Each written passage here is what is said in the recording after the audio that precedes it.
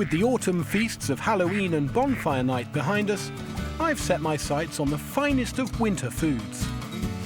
As I root out a truly scrumptious vegetable. There's a hint of oyster almost, even truffle. Rabbit on about a wild meat that's going to waste when it could be going to your kitchen. I think we can safely say that these chaps are not going to be eating any more lettuces. And when it comes to seasonal seafood, well, I'm on fire. Wow. Is it considered indecent to do it again the next day? Winter's definitely on the way, so why not make it the warmest, tastiest season of the year? Such a lot of flavour. Free wine! Moist and juicy. Oh, it's trickling down! I've had so much fun for years.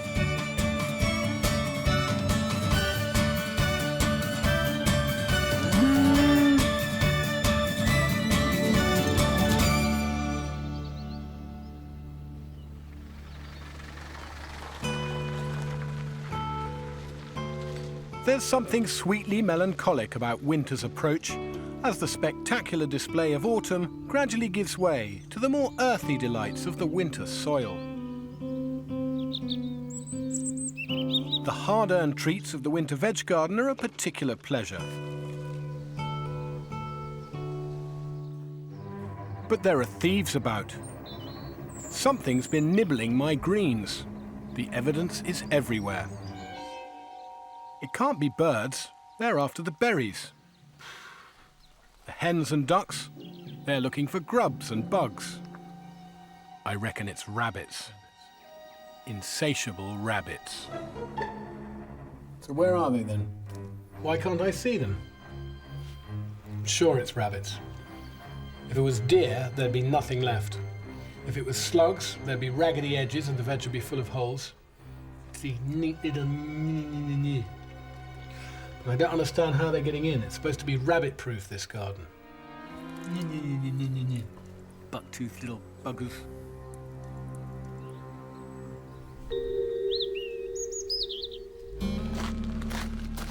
It's quite baffling, because I was sure I got this place rabbit-proof, and I've never actually seen a bunny in here. I need incontrovertible evidence that it's them, and if I find it, they're in trouble. It's taking over my life. I'm actually losing sleep. I know you're there. I'm determined to catch them red-pawed.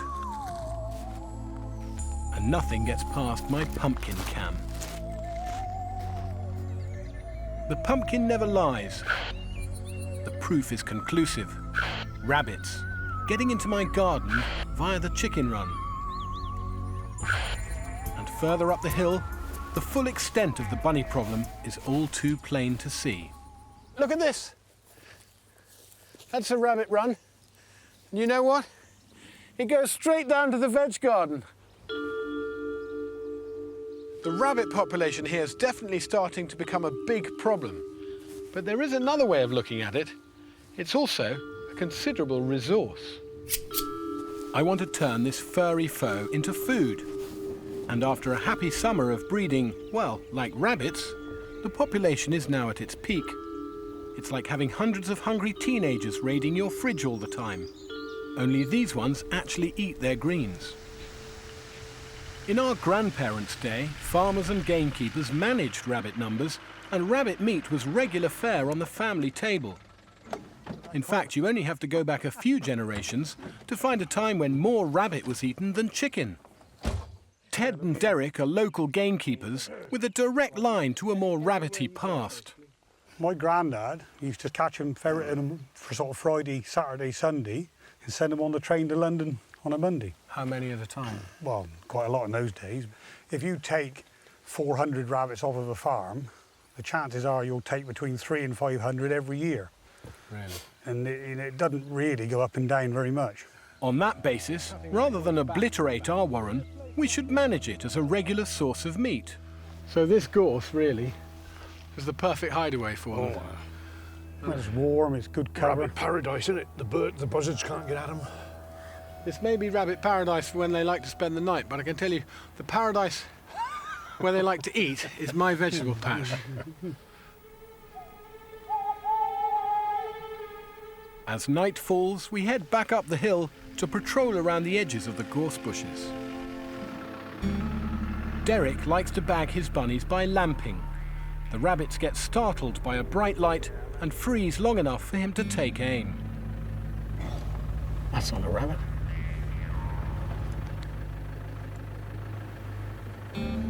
It's a busy place by night, but the rabbits are not dining at home. Well, I reckon they're all in the fleming veg patch while we're chasing around here. Ted's instinct is right, and when we get back down the hill, there they are, making for my winter greens. Ring round, Ted. Run, rabbit, run. Don't let the farmer get you with his gun.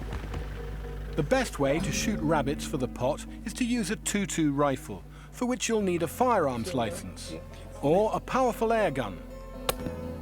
Shot. Rabbits are classed as vermin, so there are no seasonal restrictions, but stick to autumn and winter when they're not feeding their young. And always get the landowner's permission. In the pumpkin patch, right in the pumpkin patch, at the back of the pumpkin. Stay still. You see him? That is the end of your pumpkins. One more for the stew. So we're going to paunch these now. With a good little sharp knife through the legs. Leg 'em. And a nice little slit up there. Shake it forward. Catch hold of the paunch. And away it goes. You got a nice, clean rabbit. That's quick work. It may be game over for them, but it's game on the table for me, as I take home a good pile of rabbits ready for the pot. Back in April, I was busy preparing a corner of my kitchen garden for a VIV, very important vegetable. Is that straight? It's nearly straight. Very important in gardening not to get too obsessed with straight lines. These are some of my favourite seeds. They're like miniature dried out bananas. And in fact, the vegetable that they turn into is a long, thick and very delicious root called salsify. 7 months later, my quirky little seeds should have blossomed into fat, nutritious roots. And now that winter's on the way, I can't wait to get stuck in.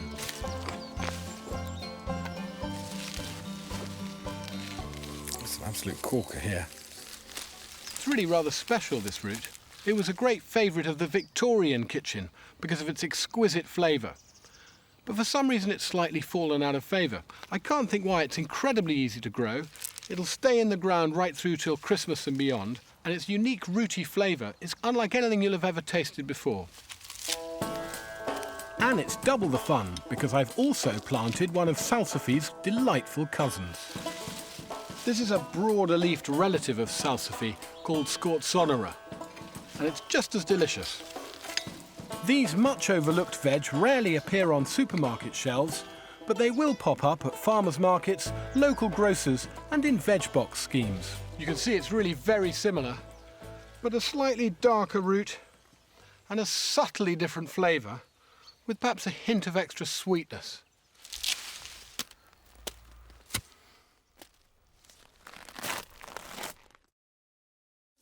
The thing about salsify and scorzonera is, once peeled, both these roots have a tendency to turn brown as they oxidise in the air. But a big bowl of cold water with a squeeze of lemon in it solves the problem. It turns out these pale roots have quite a colourful history. They were used to treat the bubonic plague, and the milky sap that oozes from the root when you break it was considered a cure for snake bite. I reckon the dish I'm about to do with them should be the perfect cure for a rumbling tummy in the winter months.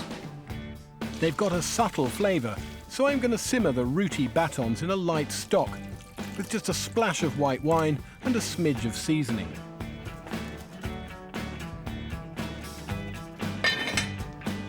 What's going to top them off nicely is a crispy, cheesy gratin. A little bit of West Country cheddar. I'm also using a cheese called Danegelt. It's made here in Devon, but in the Scandinavian style. And it's got a lovely nutty tang to it. It's a really nice grating and melting cheese. The cheese is added to a handful of breadcrumbs. I think that's enough cheese. I don't want a really gooey, melty, cheesy topping, just a sort of seasoning in the gratin. I want these guys to be tender, but with still just a little bit of bite. What a wonderful flavour that is. It's got a sort of oysteriness about it. The poached salsify sticks drain on a clean cloth, while I reduce the cooking liquor to make the gratin sauce, adding a little cream to enrich it. The cream's not going to thicken it enough on its own, so I'm just going to perform a little chef's trick. No time for a roux, but here's a ruse. Take a little flour and mix with some soft butter, and you have what chefs call a beurre manier. Now, of course, it's the flour that's going to thicken the sauce, but by mashing it with a little butter and whisking it in, we avoid the dreaded lumpiness. You need to add this beurre manier a little at a time, and each time you add some, whisk it in, bring it back to the boil, give it half a minute and see what thickness you've achieved. Final tip, make sure you let that sauce bubble away for 2 or 3 minutes when it's done to cook out any possible floury taste. The sauce goes over the roots, followed by an even layer of the cheese and breadcrumb mix. Incidentally, you can make a great version of this dish with those other white winter wonder roots, parsnips and celeriac. A little melted butter trickled over the top should make sure the gratin comes out with a crisp golden crust. Whew. I can hear this sizzling. It sounds sensational.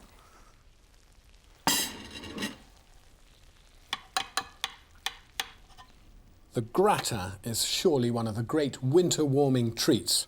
There's a little nuttiness, a yielding creaminess, but then the flavour comes through and it's really rather subtle. There's a hint of mushroom, even truffle. They really are sensational.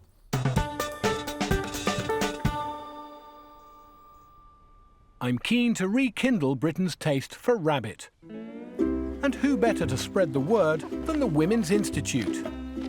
Linda, Margaret and Stella of the Dorset Federation are going to help me throw a special WI Rabbit Night. And my friend Joe O'Leary's here to teach us all some traditional skills. I've got the tea. And I've got the rabbits. Yeah, just the one spoon, ladies. Here we go. Knowing what creative and resourceful people you are, we thought you wouldn't be content just to go home with a skinned, jointed rabbit and leave the skin with us. We thought you'd want to do something with the skin. What springs to mind? Slippers and gloves sounds good. Yeah. Knickers and gloves? No, knickers! Slippers! I thought you might be onto something there. Rabbit skin knickers. That could sweeten the nation this Christmas. So, you'd each like a rabbit. Thank you. They've been gutted, but they have got the edible offal still in them. They've got the heart, kidneys, lungs and liver still there. And I'd really like you to save that because I've got a few plans for that. Here's the heart. Joe's skinned more rabbits than the ladies have made cakes, probably. Now, once you've got one leg out, you want to start working your way up the side. And We've had experience.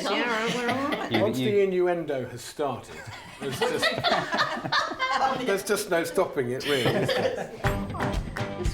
I'm hoping that WI Rabbit Night will help raise the profile of this delicious and healthy wild meat. And to encourage a holistic approach, there'll be competitions not only for the best rabbit cuisine, but also rabbit skin crafts. Now the rabbits are ready for the kitchen, and we're left with 5 pelts to challenge the ladies' creative skills. The first thing to do is to remove the remaining flesh and fat from the inside of the skin. the idea is just to keep pushing this stuff off. You're pushing it off really rather than cutting it off. To cure the pelts, Joe and the ladies rub in egg mixed with a little warm water. This keeps them soft and supple. That's a very impressive massage technique. Are you a professional? You'd be surprised what we do on the side. While they're drying, the skins are stretched by hand. There'll come a moment when you're doing this when you'll suddenly stop working this sloppy, disgusting piece of skin, and all of a sudden it will become like chamois leather.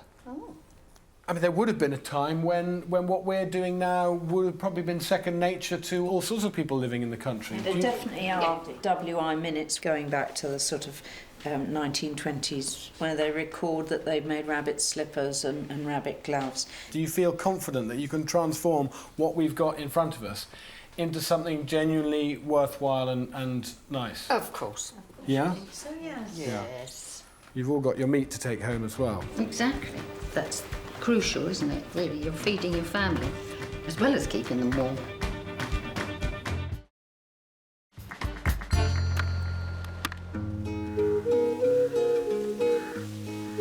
It's funny sometimes where you find yourself in the pursuit of a good meal. On the promise of a rare culinary treat, I've been instructed to gather a rather unusual harvest. These are the fruits of my labour, pine needles. They're not edible, but they are flammable, and therein lies the secret of their culinary delight.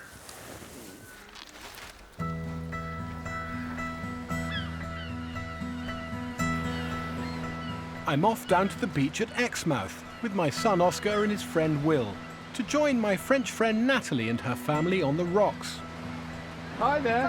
Hello. All right. We're looking for the perfect partner for my pine needles, and there's plenty of them right beneath our feet. Mussels. A mussel éclade is a speciality of the Île d'Oléron in southwest France. It's so specific to that area that not even many French people know how to do it. But Nathalie knows, and I'm keen to prize the secret from her like a mussel from its shell. The next few months have plenty of R's in them and are perfect for gathering shellfish. But take any local advice going on where the good spots are and whether the local catch is free of pollution.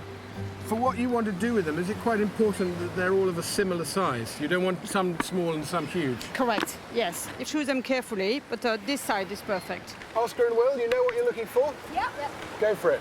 We need to fill up our buckets. This looks like a real hotspot. It's fantastic. It seems the fattest mussels are lurking just beneath this overhang. They may think they're safe, but then they don't know what I've got in my bag. Ah, you've got the equipment, yeah. I've got the waders. Extreme muscling. Oh! And it's just quite close when the wave comes in to the limit of my waders. Woo! But there are some cracking mussels. Okay. Absolute beauty. There you go. Oh, there. That's the right size. Okay, well, there's plenty of those. We've hit the mussel motherlode, and soon we've got buckets full of bulging bivalves. Oh, I'm leaking. Oh, it's trickling down. Careful now, Annabelle, the tide's coming in. Yeah. Time to get off that rock, I think. Yeah. So it's back to safe ground to clean up our catch. Grading the mussels, scraping off beards and barnacles, and returning any undersized specimens to the sea. It's a few hours before nightfall and the main event, which means I've just got time to purge the mussels. 20 grams of salt per litre of cold water gives a good approximation of seawater, and that'll keep the mussels happy. A very light sprinkling of oatmeal, and that's something that they'll detect as food. They'll start filter feeding, and that's what's going to purge them of any sand, dirt or grit.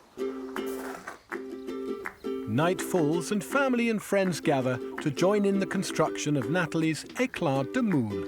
Nathalie, I think these have come up really well. Oh, yeah. Clean. It's a truly ancient way to cook mussels and still a great party piece. So what's the bit of bread for? The first difficult bit is to put the four first mussel in the center of the board, so the bread will help to wedge them. So we need to find the four big ones. The four biggest? Yeah. The mussels need to be laid on their edges with the rounder hinge side facing up.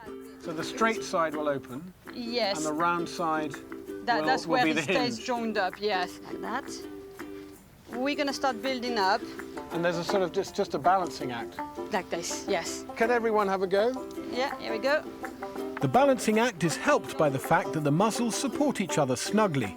By the time our whole catch is laid out, we've almost covered the board. It's so exciting. It looks beautiful at the moment. Is that the last one? Hey!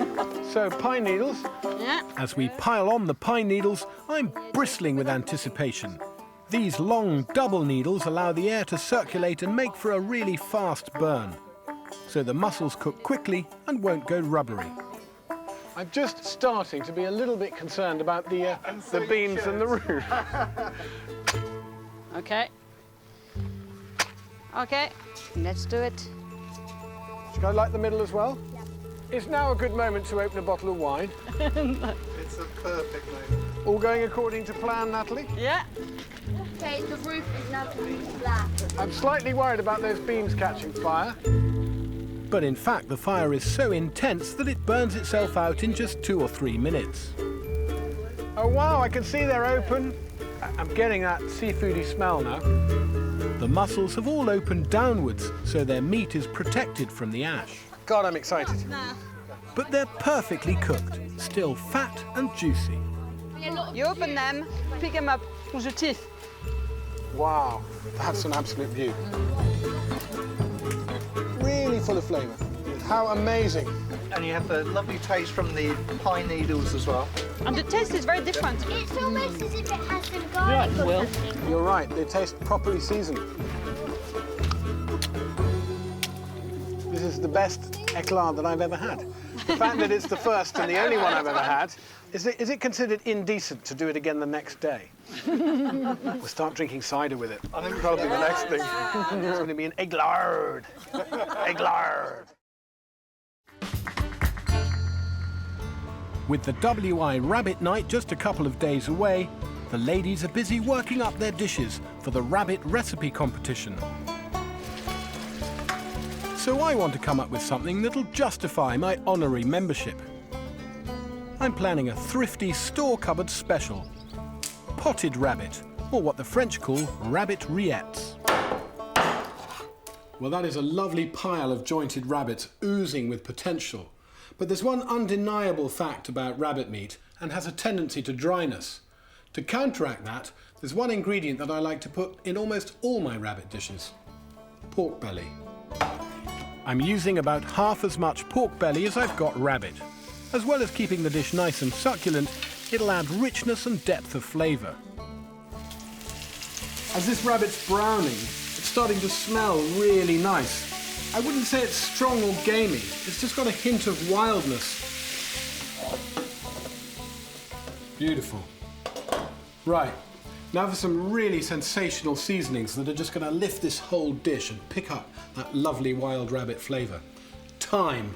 Thyme is a fantastic herb with game, and I'm just going to even rub it on the meat so that those essential oils get pretty much everywhere. Plenty of bay leaves, and again, give them a little twist or even a tear to release those flavours. But I have to say, bay is one of my favourite smells in the whole world. Love it. Cloves. This will put a sweet spiciness into the dish, but by gosh, you've got to be careful with these things. If you overdo it with cloves, suddenly everything starts tasting like Christmas. I think 5 is enough. Little bit of mixed spice, and an even little bit of mace. And finish off with a little salt and pepper. Now I'm ready to cover the rabbit with the liquids it's going to cook in. And they are cider, water, and rather a lot of rendered pork fat or lard. Now, I know this looks like a really scary amount of pork fat, but don't panic. When it comes to potting it up, only a little bit of the fat will go in. Deglaze the frying pan with the cider and pour over the rabbit, followed by the water and the melted pork fat. Oh, and I very nearly forgot my garlic, and lots of it.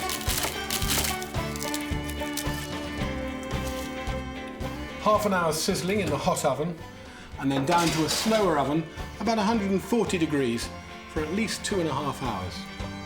3 hours later and everything's meltingly tender. Time to drain off that pork fat like I promised. The smell is absolutely fantastic. And this rabbit meat is now completely tender.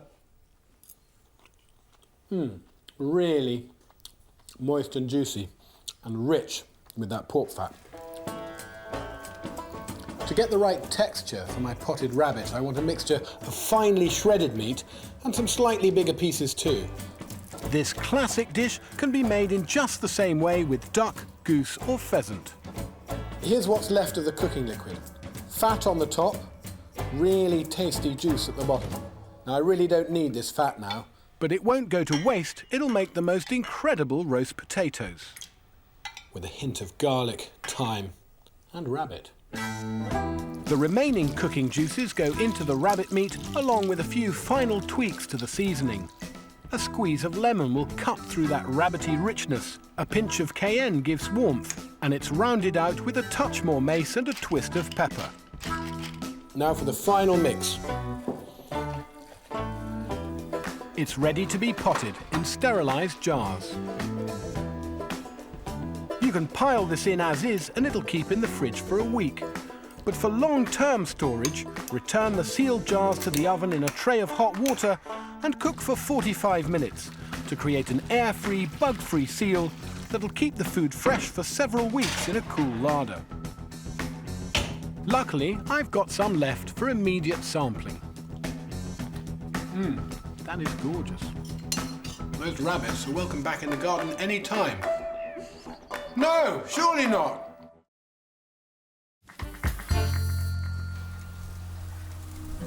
We're always keen to discover new local ingredients at River Cottage, and when we heard of a nearby farmer who's growing hemp to produce both flour and a culinary oil, we were intrigued.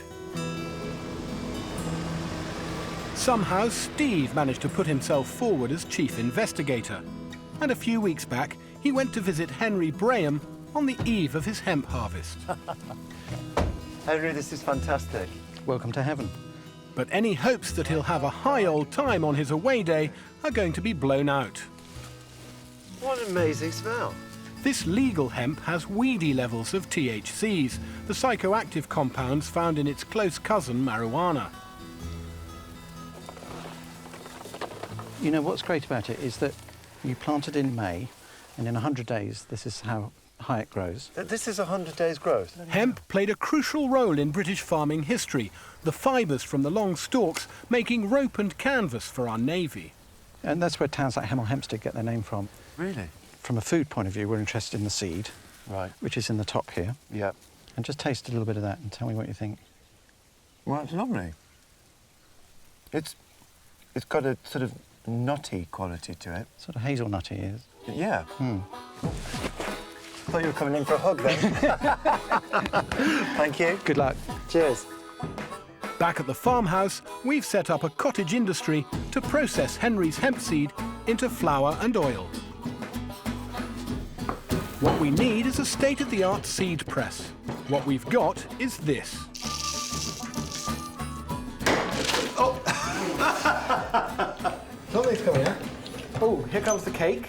Great. The cake is the hemp seed once it's had the daylight squeezed out of it. But grind it up and you've got hemp flour. Oh, careful. Look. The first drop of oil's actually landed in the jar. Suddenly it's flowing, Stephen. What did you do right? Something.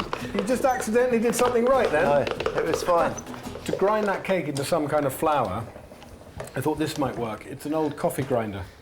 French. It's made by Peugeot, no less.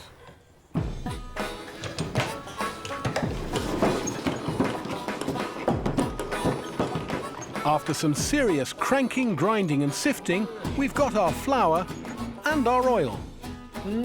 I'm happy with that. Yeah, lovely. You've got half a jar of oil there. Amazing. The first hit's like peanut butter, but then it's got a sort of slightly bitter artichoke. Reminds me of artichokes. I like this. That's good. Like that. Peanut with a hint of artichoke. Brilliant. Go along with that. And we've got enough hemp flour for Dan to attempt a loaf. Hemp makes a great addition to wheat or rye bread, and Dan's using 4 parts strong white flour to 1 part hemp. Apart from the usual salt, yeast, sugar and warm water, Dan's also adding a dash of the hemp oil. After being left to rise in a warm spot for a good hour, his loaf is ready for the oven. Looks great, doesn't it? Happy with that? I think you've earned yourself a rest then, haven't you? I'll stay in the kitchen and rustle something else up. and I'm going to make something called dukkha. It's a North African spiced seed and nut dip, and it starts with a handful of almonds. As they take a little colour in the pan, I'm going to add some punchy whole spice seeds, coriander, sesame and cumin. Now, I've never put these in my dukkha before, but on this auspicious occasion, of course I'm going to. Hemp seeds. Toast and toss the seeds over a medium heat until they release their wonderful fragrance. Now for a bit of fire. A couple of pinches of dried red chilies will see to that. You need to keep it on the move, giving it a little shake at least every 30 seconds or so. The smaller seeds are particularly prone to burn, especially the sesames. I'll leave them in the pan and they'll toast a little bit more as they cool while I prepare one last ingredient that makes all the difference, a little bit of fresh mint. Wow, it's now smelling absolutely extraordinary. And as I'm bashing up those almonds, the sweetness is coming through the spice. Now for the mint. Finally, some flaky salt. This finished mix is kind of like a dry dip, but you can also use it to sprinkle over barbecued meats and fish. It's absolutely fantastic. Wow. Check that out, Hugh. Now for a triple tasting of hemp, starting with Dan's loaf. Wow, look at that. Oh, that looks lovely. Cheers. Cheers. Cheers. I'll tell you what, look at that crumb. That's beautiful, Dan. Absolutely beautiful. Really light. The warmth packs all that hempy flavour right in. I think that's delicious, Dan. I love it. But I'm certainly not averse to dipping it into the oil and making it even more hempy. I mean, it's a genuinely great dipping oil, this. Amazing. Which would give any olive oil a run for its money. We haven't even got to the dukkha yet. Oh, yeah. Let's go for it. That's brilliant. I love that. It's good stuff. This is different, but it's got such a lot of flavour. Will you be using hemp again, Dan? Of course I will. This is fantastic. It's amazing. You'll find hemp seeds, oil and flour in most health food shops and some supermarkets. Or you can grow your own.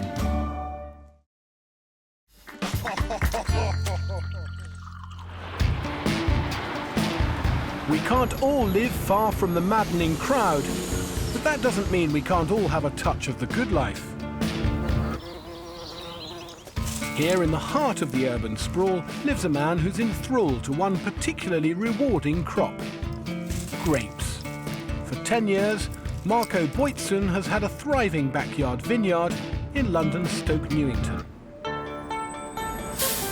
And I've heard his Chateau Stokey is worth a trip up to town. But I've also lined up a little surprise that'll take his wine to local wine lovers. Oh my God. And beyond. Hi, Marco. Hi, Hugh. How are you? Marco has one last crop to harvest from his back garden vine. Wow. And a long, sunny, dry autumn has left it packed full of fruity Pinot Noir grapes. What a thing of great beauty, Marco. Yeah. What a lovely thing to have in your home, on your home, climbing up your home. Whilst Pinot Noir is a difficult variety to grow, it does prefer the cooler regions and produces some of the finest wines in the world. So are you happy to just crack on and get picking? Yeah. Are we picking the lot? If you like gardening, if you enjoy wine, it's a great hobby to have. A mature vine like Marco's can provide enough grapes for over a dozen bottles of wine. What discourages some people is the fact that it's 3 years before you'll have your first harvest. But patience pays off. And our homegrown wine industry is ripening nicely, with over 350 commercial vineyards in Britain, and a growing reputation for top-notch bubbly and crisp whites. My children used to crush them with their feet when they were small. You've got a big grown-up child here today with big feet. I had a good shower this morning. I've got clean socks on, and I promise you my athlete's foot cleared up at least a week ago. Great. So just straight in there, yeah? It's a lovely feeling. God, so much juice. I mean, I'm already literally up to my ankles in grape juice. It really works, doesn't it? Using your feet prevents the pips from being crushed because they're bitter inside. It's the ideal way of doing it.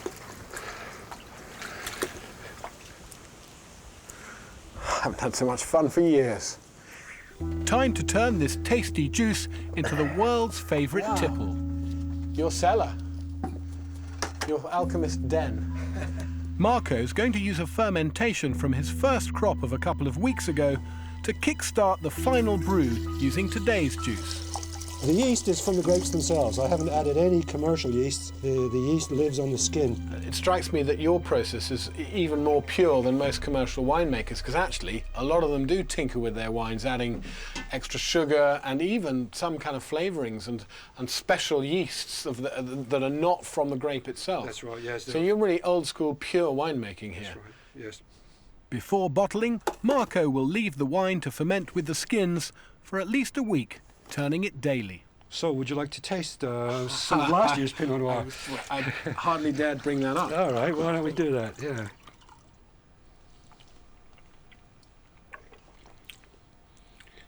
I think that's really rather good. You like it? I do. It's very nice to drink, but I think it's got a greater complexity than just about any other British-made red I've ever had. I really think this wine's a corker, but is my emotional involvement clouding my judgment? I want to find out what others think of it. So I've booked a stand at Old Spitalfields Market. In our blind tasting, bottle A is Marco's, bottle B an award-winning English classic that cost £15, bottle C a mid-priced Australian market leader. Free wine! All of them are Pinot Noirs.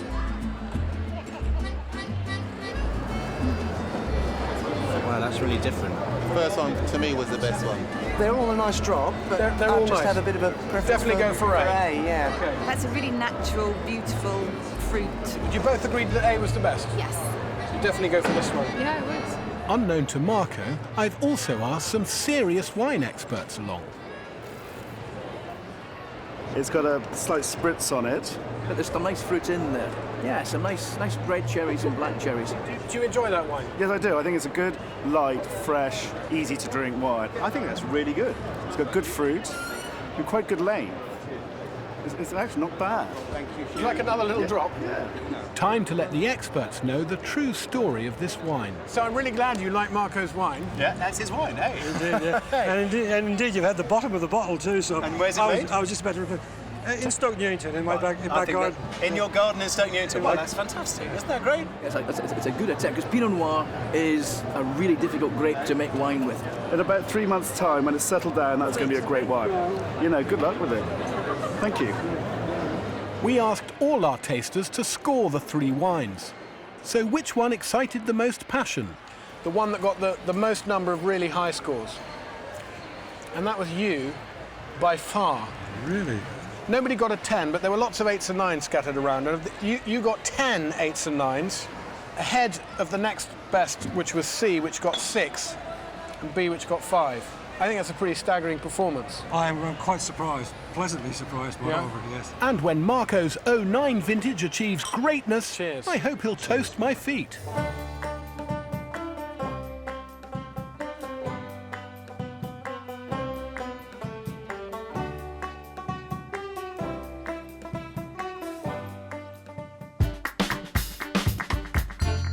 I keep saying what a versatile meat I think rabbit is, but one of its great and underexplored virtues is its fantastic offal. I want to try something radical, possibly even a culinary first. I'm going to make rabbit haggis. Along with my offal, I have equal amounts of diced rabbit meat, some streaky bacon for added fat, as well as that stalwart, the onion. Pretty much everything's got to go through the mincer. And it all gets pushed through the 2mm plate. If you don't have a big mincing machine like this, you can chop the rabbit meat and offal by hand and then mix it up with chopped bacon and sausage meat, or you can do everything in a food processor. Look what's happened to my rabbits. I think we can safely say that these chaps are not going to be eating any more lettuces. Now, a haggis would not be a haggis without this stuff. The finest pinhead oatmeal soaked in a little water for a few hours till it plumps up. In this pepper grinder, I've got a lovely mix of black peppercorns, white peppercorns, and allspice berries. and I want plenty of them. You should really feel the warmth in a haggis. It should be a really well-spiced dish. This is some mace, which is one of the great spices for offal. And this is good old ground ginger, or you could just use mixed spice. You want to aim for 0.5% of salt for the weight of the meat, about 12 grams here. Right, time to take the plunge. And if you haven't got an industrial mixer, there's really only one way to make sure this really gets mixed up. With a bit of luck, the seasoning here should be just about right. But there's only one way to know for sure, and that's to have a little sneak preview. This is really quite an exciting moment for me. My first ever taste of rabbit haggis. I'm very happy with the seasoning. But what I'm really delighted with is the rabbitiness. It's not too gamey or too offally, but it's just a lovely, rich, intense flavour.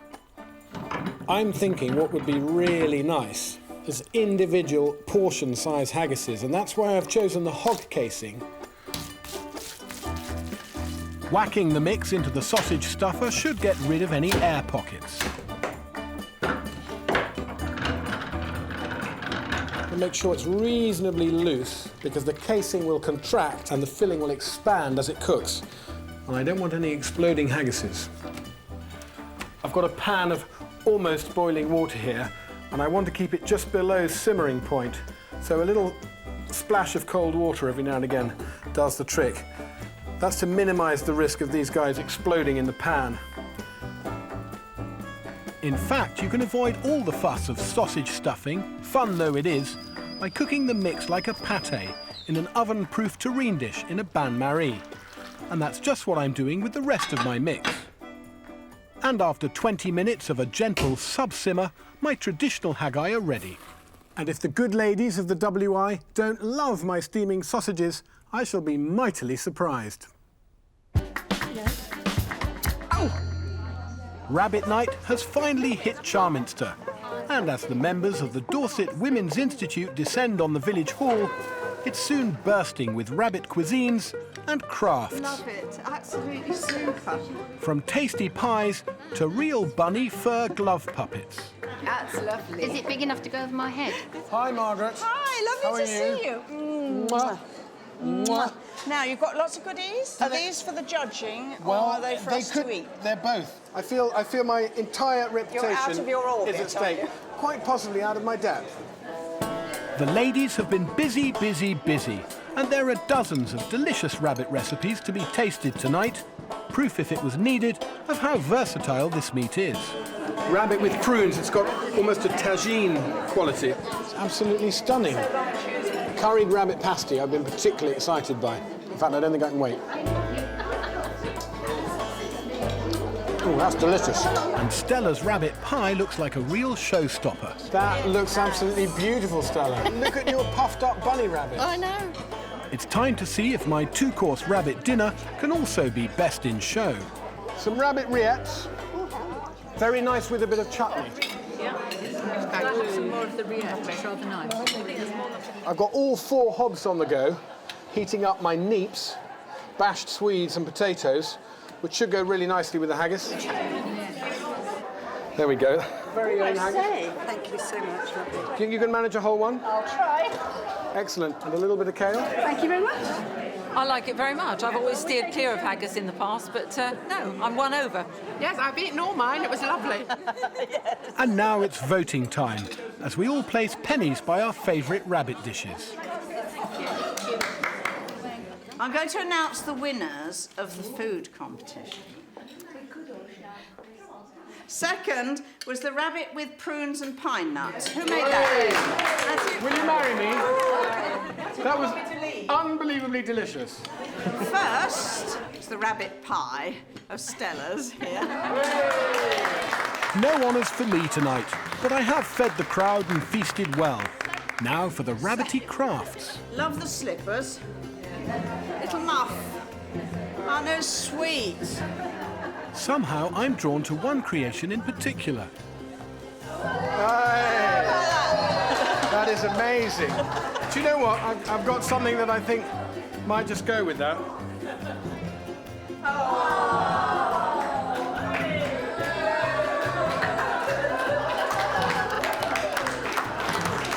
Perhaps you'd like to go. You better come with me. But have I been lured into a trap? In here.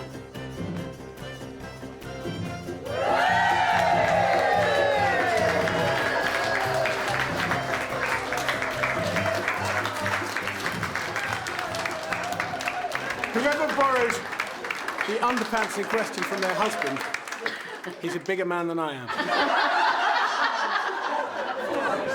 I've had an amazing, amusing, and hopefully never to be repeated evening. I couldn't have done it without the WI, and you know what? I really couldn't have done it without the rabbits.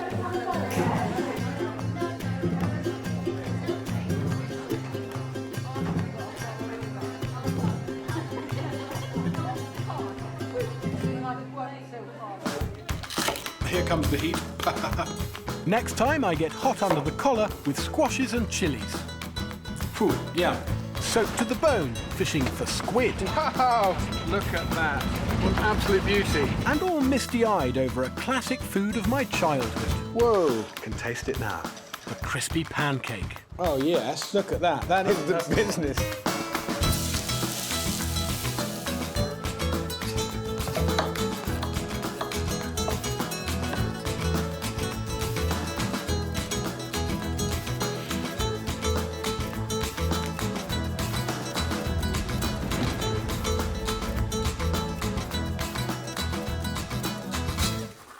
And if the good ladies of the WI don't just love my steaming sausages, I shall be mightily surprised.